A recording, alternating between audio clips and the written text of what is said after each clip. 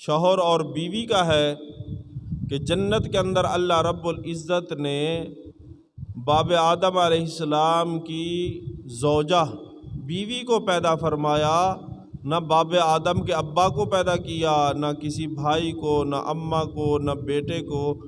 تو یہ رشتے کا آغاز میاں بیوی کے رشتے سے ہوا ہے۔ تو جنت کے اندر سب سے پہلا بننے والا رشتہ شوہر اور بیوی کا ہے، اور پھر سب سے آخر میں باقی رہنے والا جو رشتہ ہے وہ بھی شوہر اور بیوی کا ہے۔ جنت کے اندر والدین ان کے اپنے اپنے محلات ہوں گے، اولاد کے اپنے اپنے محلات ہوں گے، بہن بھائیوں کے اپنے اپنے محلات ہوں گے، اور جو اکٹھے رہیں گے وہ شوہر اور بیوی، یہ جنت میں پہنچ گیا تو یہ اکٹھے ایک محل کے اندر ٹھہرنے والے ہوں گے۔ تو شوہر اور بیوی کے رشتے کا آغاز بھی اسی رشتے سے ہے، اور اختتام بھی، آخر میں رہنے والا رشتہ بھی یہ شوہر اور بیوی کا ہے۔ لیکن ناواقفیت کی وجہ سے ایک دوسرے کا حقوق کا پتہ نہیں ہوتا، تو سب سے زیادہ لڑنے والا اور آپس میں تو تکرار کرنے والا بھی یہی رشتہ ہے۔ شوہر بیوی کی لڑائی ہی رہتی ہے ساری زندگی، مختصر سی زندگی ہے، لڑائی میں گزر جاتی ہے، حالانکہ اسی رشتے سے آغاز ہے اور اسی رشتے پہ انتہا ہے۔ اللہ رب العزت نے قرآن مجید کے اندر اس رشتے کو نشانی قرار دیا، کسی رشتے کو نشانی قرار نہیں دیا۔ اللہ نے فرمایا وَمِنْ آيَاتِهِ أَنْ خَلَقَ لَكُم مِّنْ أَنفُسِكُمْ أَزْوَاجًا لِتَسْكُنُوا إِلَيْهَا وَجَعَلَ بَيْنَكُم مَّوَدَّةً وَرَحْمَةً۔ اللہ رب العزت نے ارشاد فرمایا کہ اللہ کی نشانیوں میں سے ہے کہ تمہیں پیدا کیا اور ایسا جوڑا پیدا کیا لِتَسْكُنُوا إِلَيْهَا کہ تم اس سے کیا کرو، سکون حاصل کرو، وَجَعَلَ بَيْنَكُم مَّوَدَّةً وَرَحْمَةً، اور آپس کے اندر محبت اور رحمت کو پیدا کیا، کہ جوانی کے اندر خوب میاں بیوی کی آپس میں محبت ہوتی ہے، جب بڑھاپے میں پہنچ جاتے ہیں پھر ایک دوسرے پہ رحم کرتے ہیں، ایک دوسرے کا خیال کرتے ہیں۔ اللہ رب العزت نے فرمایا کہ اِنَّ فِي ذَلِكَ لَآيَاتٍ لِقَوْمٍ يَتَفَكَّرُونَ، یہ ایسا دلچسپ رشتہ ہے، اس میں نشانیاں ہیں اس قوم کے لیے جو فکر کرے کہ کتنا لطف اندوز یہ رشتہ ہے۔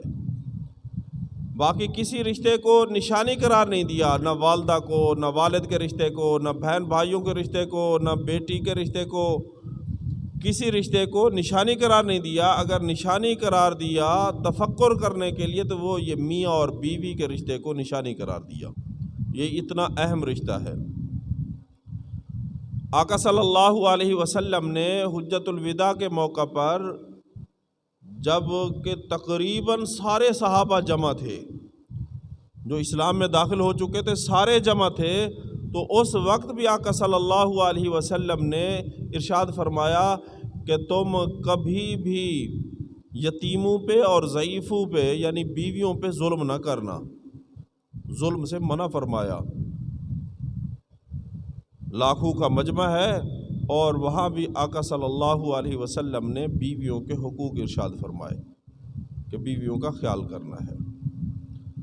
اور ایک حدیث پاک کے اندر آتا ہے کہ آقا صلی اللہ علیہ وسلم نے ارشاد فرمایا کہ تم بیویوں کے حق ادا کرو، اور ساتھ تفصیل ارشاد فرمائی کہ جیسے تم کھاؤ ویسے انہیں کھانا کھلاؤ، جو کھانا خود پسند کرو وہی کھانا انہیں دو، جیسے تم اپنا لباس پہنو ویسے ہی ان کے لباس کا خیال کرو۔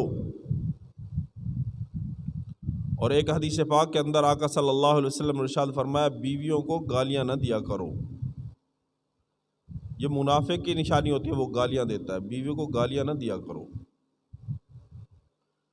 گالیوں سے بڑے زخم ہوتے ہیں، گہرے زخم ہوتے ہیں۔ کسی شاعر نے کہا ہے جراحت السنان لحل تیام ولا یلتام ما جرح اللسان، جو تیر کا زخم ہوتا ہے یہ مٹ جاتا ہے، اور جو زبان کا زخم ہوتا ہے یہ کبھی نہیں مٹتا۔ بعض دفعہ بندہ کسی کو اچھا بول لیتا ہے کسی کے ساتھ تو وہ ساری زندگی کے لیے دیوانہ ہو جاتا ہے۔ بعض دفعہ زندگی میں ایک ہی دفعہ کسی کو ایسے غلط طریقے سے گفتگو کرتا ہے، ساری زندگی کے لیے اس کے دل میں نفرت آ جاتی ہے کہ انہیں بولنے کا طریقہ سلیقہ بھی نہیں آتا۔ تو میٹھا بولنا یہ بہت ضروری ہے، بیوی کو کبھی گالیاں نہیں دینی۔ اور ایک حدیث پاک کے اندر آتا ہے کہ اگر بیوی سے کوئی ناموافق بات آ جائے تو بیوی کو گھر سے نہیں نکالنا، بلکہ تنبیہ کے لیے اتنا کافی ہے کہ ایک ہی گھر کے اندر تم اسے بستر الگ کر لو، سمجھانے کے لیے بچوں کو پتہ نہ چلے، گالی گلوچ لڑائی جھگڑا نہیں کرنا، گھر سے نہیں نکالنا، بلکہ وہیں بستر الگ کر لو تاکہ اس کی تربیت ہو جائے اور اصلاح ہو جائے۔ آقا صلی اللہ علیہ وسلم ازواج مطہرات کے ساتھ بہت اچھا سلوک فرماتے تھے۔ ایک دفعہ حضرت سودا رضی اللہ تعالی عنہا کی باری تھی، تو حضرت امی عائشہ صدیقہ بنت صدیق رضی اللہ تعالی عنہما نے کھانے کے لیے کوئی چیز بنائی۔ اب وہ آقا صلی اللہ علیہ وسلم کو وہ کھانا کھلا رہی ہے اور حضرت سودا رضی اللہ تعالی عنہا تھوڑی پریشان بیٹھی ہے۔ امی عائشہ نے دیکھا کہ دیکھو یہ کیسے خوشگوار موڈ میں نہیں ہے، غصے میں بیٹھی ہے۔ تھوڑا سا کھانا اٹھایا اور حضرت سودا رضی اللہ تعالی عنہا کے رخسار پہ، منہ پہ لگا دیا۔ حضرت سودا رضی اللہ تعالی عنہا کہنے لگی یا رسول اللہ دیکھا یہ میرے سے مذاق کرتی ہے۔ تو آقا صلی اللہ علیہ وسلم نے ارشاد فرمایا تم بھی اسے بدلہ لے لو۔ اب وہ کھانا اٹھایا حضرت سودا رضی اللہ تعالی عنہا نے اور وہ امی عائشہ صدیقہ بنت صدیق رضی اللہ تعالی عنہما کے رخسار پہ لگا دیا۔ اچانک دستک ہوئی، آقا صلی اللہ علیہ وسلم نے دیکھا اور فوراً کہا کہ یہ اپنے چہرے صاف کرو۔ اس وقت ابھی پردے کا حکم نازل نہیں ہوا تھا کہ حضرت عمر فاروق رضی اللہ تعالیٰ عنہ آئے ہیں۔ تو اس طرح بیویوں کے ساتھ دل لگی کرتے رہتے تھے، پیار سے امی عائشہ صدیقہ بنت صدیق رضی اللہ تعالیٰ عنہما کو حمیرہ پکارا کرتے تھے۔ اچھے اخلاق کے ساتھ پیش آتے اور امت کو سبق دیا کہ بیویوں کے ساتھ اچھا سلوک کرنا ہے اور اچھے اخلاق کے ساتھ پیش آنا ہے۔ ہنسی مذاق بھی کیا کرتے تھے۔ امی عائشہ صدیقہ بنت صدیق رضی اللہ تعالی عنہما کہتی ہے کہ میری شادی ہوئی اور میں بالکل دبلی پتلی تھی، تو آقا صلی اللہ علیہ وسلم کے ساتھ دور کا مقابلہ کیا تو میں ان کے قدموں سے نکل گئی۔ یہ نہیں بتایا کہ میں جیت گئی، بہرحال میں ان کے قدموں سے نکل گئی۔ پھر کافی سال گزر گئے، دوبارہ آقا صلی اللہ علیہ وسلم نے میرے سے مقابلہ کیا۔ اس وقت میں تھوڑی موٹی ہو چکی تھی، اس وقت آقا صلی اللہ علیہ وسلم جیت گئے اور آقا صلی اللہ علیہ وسلم نے ارشاد فرمایا اے عائشہ یہ آپ کی پہلے والی دور کے ساتھ مقابلہ ہو گیا، برابر ہو گیا۔ یوں آقا صلی اللہ علیہ وسلم اپنے بیویوں کے ساتھ دور کے اندر مقابلہ کرتے۔ امی عائشہ صدیقہ بنت صدیق رضی اللہ تعالی عنہما کہتی ہے کہ آقا صلی اللہ علیہ وسلم گھر تشریف لے آتے، جو میں کام کر رہی ہوتی تو میرے ساتھ وہ کام کرنا شروع کر دیتے، کیونکہ بیوی جو ہے یہ بائیں پسلی سے پیدا کی گئی۔ آدم علیہ السلام کا جنت کے اندر دل نہیں لگتا تھا، تو آدم علیہ السلام نے اللہ سے دعا کی کہ یا اللہ اتنی بڑی جنت ہے، اتنے محلات ہیں، باغات ہیں، نہریں ہیں، تو میرا دل نہیں لگ رہا۔ تو اللہ رب العزت نے باب آدم علیہ السلام کی بائیں پسلی سے اماں حوا کو پیدا فرمایا۔ اسی وجہ سے اگر مرد کی یہ پسلیاں شمار کی جائیں تو دائیں جانب ایک پسلی زیادہ ہے، بائیں جانب ایک کم ہے۔ اس پسلی سے اللہ رب العزت نے عورت کو پیدا کیا۔ تو پسلی جو ہے یہ ٹیڑھی ہوتی ہے، تو جو بیوی ہوگی، عورت ہوگی، یہ بھی ٹیڑھی ہوگی۔ اب اگر اسے بالکل سیدھا کرنا چاہیں گے تو ٹوٹ جائے گی۔ اس کا حسن اسی ٹیڑھے پن میں ہے، بس ایسے ہی کام چلتا رہے، اس کی تربیت ہوتی رہے، وقت گزرتا رہے، اسے بالکل سیدھا کرنے کی کوشش نہیں کرنی۔ بعض چیزیں ہیں کہ ان کا فطری حسن جیسے ہوتا ہے تو اس کا فطری حسن ہی اس ٹیڑھے پن میں ہے، اسے سیدھا بالکل کرنے کی جو کوشش کرتے ہیں تو وہ رشتے ٹوٹ جایا کرتے ہیں۔ اسی وجہ سے آقا صلی اللہ علیہ وسلم نے ارشاد فرمایا کہ یہ طلاق جب کوئی دیتا ہے خاوند تو عرش ہل جاتا ہے۔ اب جائز ہے لیکن یہ رشتے توڑنے کا حکم نہیں دیا، نبھانے کا حکم دیا۔ کہ ناپسندیدہ قرار دیا، طلاق دینا ناپسندیدہ ہے۔ تو بیویوں کے ساتھ اچھا سلوک کرنے کا آقا صلی اللہ علیہ وسلم نے حکم دیا کہ ان کے ساتھ اچھا سلوک کرنا ہے، اچھا برتاؤ کرنا ہے۔ اب ٹیڑھے ہونے کا مطلب یہ ہے کہ اس کی ساری باتیں پسند نہیں آتی، بعض جو اس کی خوبیاں ہیں انہی کو شمار کر لیا جائے، انہی کی وجہ سے گزر بسر کر لیا جائے۔ اب مثال کے طور پر کہیں سفر پہ جائے میاں بیوی، تو چھوٹا بچہ ہوتا ہے، عام طور پہ جو بیوی ہوتی ہے وہ بچے کو اٹھاتی ہے، حالانکہ مرد طاقتور ہے، الرجال قوامون، تو وہ بچے کو، دودھ پیتے بچے کو بیوی اٹھاتی ہے۔ اب یہ مشکل کام ہے، نازک ہے، اور وہ 1 کلومیٹر، آدھا کلومیٹر اسے اپنے کندھے پہ اپنے سینے کے ساتھ لگائے رکھتی ہے۔ جب اسے اپنے سینے کے ساتھ لگائے رکھتی ہے تو پھر جب گھر پہنچتے ہیں تو خاوند کہتا ہے پانی لے آؤ۔ اب جیسے یہ تھکا ہوا ہے، بیوی بھی تو تھکی ہوئی ہے، وہ دیکھو کتنی خوشی کے ساتھ جاتی ہے، پانی بنا کر پانی پیش کرتی ہے، پھر یہ کہتا ہے کھانا لاؤ، وہ فوراً کچن میں جائے گی، کھانا بنائے گی، کھانا پیش کرے گی۔ تو کچھ اگر کمزوریاں ہوتی ہیں تو خوبیاں بھی ہوتی ہیں، تو ان خوبیوں کو سامنے رکھنا چاہیے اور خوبیوں کی وجہ سے گزر بسر کرنا چاہیے۔ حدیث پاک کے اندر آتا ہے کہ آقا صلی اللہ علیہ وسلم نے ارشاد فرمایا کہ جو کمینہ شخص ہوتا ہے وہ اپنی بیوی پہ غالب بن کے رہتا ہے، چڑھائی کر کے رکھتا ہے، اور جو عزت والا شریف ہوتا ہے وہ بیوی کے سامنے مغلوب بن کے رہتا ہے۔ اور آقا صلی اللہ علیہ وسلم نے ارشاد فرمایا میں چاہتا ہوں کہ میں بیویوں کے سامنے مغلوب بن کے رہوں، غالب بن کے نہ رہوں۔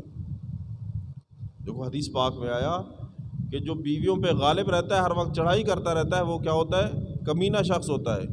اور شریف شخص وہ ہے جو بیویوں کے سامنے مغلوب بن کے رہے، بس ان پہ چڑھائی نہ کرے، ہر وقت چڑھائی نہ کرے۔ تو یہاں بڑی عجیب باتیں لکھی ہیں کہ دیکھو اس حدیث میں تو آ گیا کہ جو شریف انسان ہوتا ہے وہ مغلوب بن کے رہتا ہے، اور قرآن مجید کہتا ہے الرجال قوامون، کہ مرد جو ہے یہ قوام ہے علی النساء، عورتوں پہ ان کی حاکمیت ہے، ان کی سرداری ہے۔ تو یہ کیسے تطبیق ہوگی کہ قرآن تو کہتا ہے کہ مردوں کو حاکم بن کے رہنا چاہیے، اور ایک حدیث پاک کے اندر آتا ہے آقا صلی اللہ علیہ وسلم نے ارشاد فرمایا گھر کے اندر ہر وقت کوڑا یا تلوار لٹکی رہے تاکہ بیوی اور بچے ڈرتے رہے۔ اور یہاں آ گیا کہ وہ کمینہ شخص ہے جو بیوی پہ چڑھائی کرتا ہے، اور عزت دار شریف وہ انسان ہے جو مغلوب بن کے رہتا ہے۔ یہاں پھر بزرگوں نے بڑی پتے کی بات لکھی، پتے کی بات یہ لکھی کہ حاکمیت بھی ہونی چاہیے اور مغلوب بھی ہونا چاہیے۔ اب دو پہلو ہیں، ایک ہے ہماری ضروریات، گھر کے اندر کھانا بنانا ہے، گھر کی صفائی ہے، اٹھنا ہے، بچوں کی دیکھ بھال ہے، یہ گھر کے کام کاج ہے۔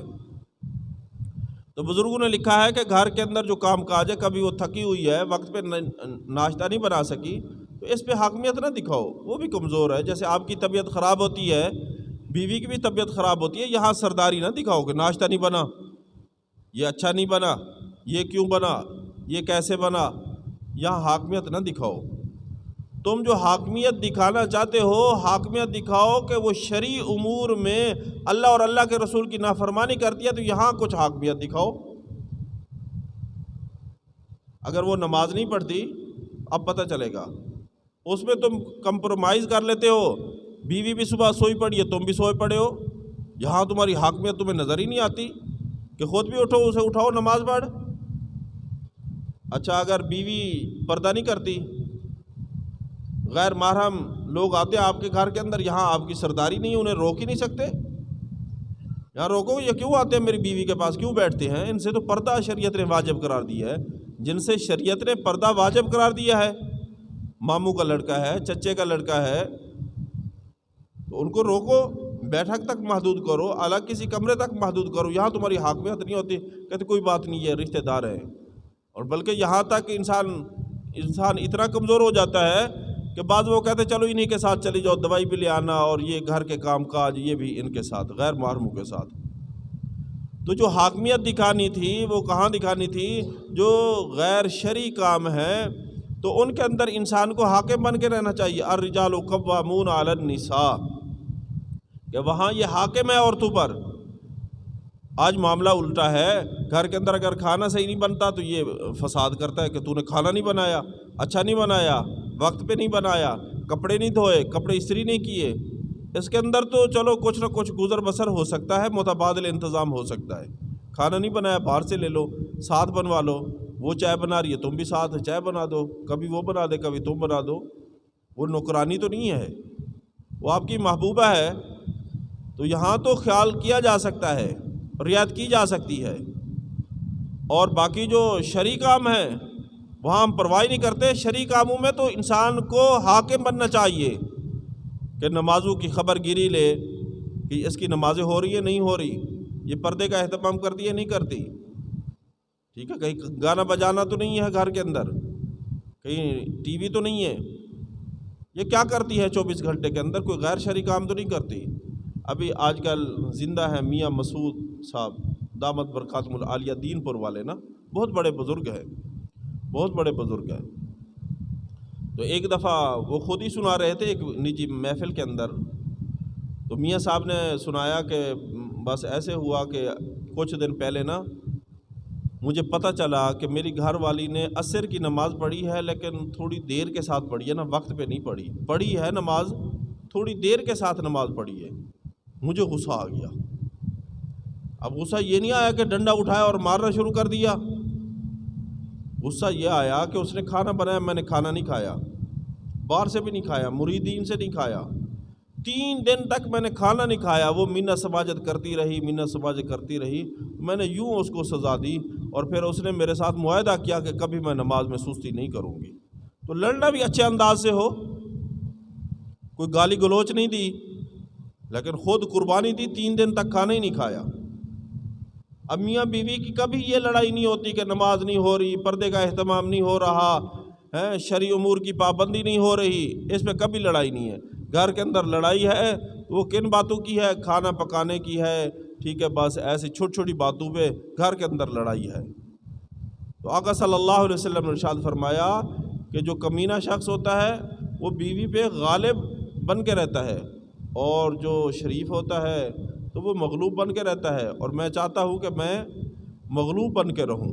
اس کا یہی مطلب ہے، گھر کے اندر چھوٹی چھوٹی باتوں پہ لڑائی نہیں ہونی چاہیے، اور بلکہ اگر اختلاف ہو تو وہ کن باتوں پہ ہو؟ وہ اللہ کے احکامات کو پورا کرنے کے اندر ہو۔ اگر وہ اللہ کے احکامات کو پورا نہیں کرتی تو یہاں تھوڑا غصہ ہونا چاہیے، یہاں حاکمیت ہونی چاہیے۔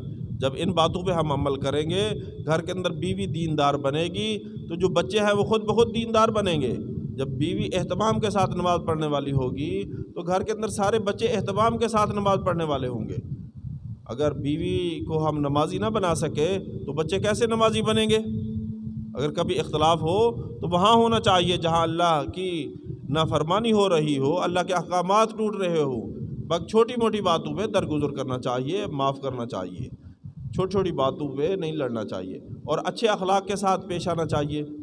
اب اگر کوئی دکاندار کپڑا بیچتا ہے، اب دیکھو وہ غیر محرم اور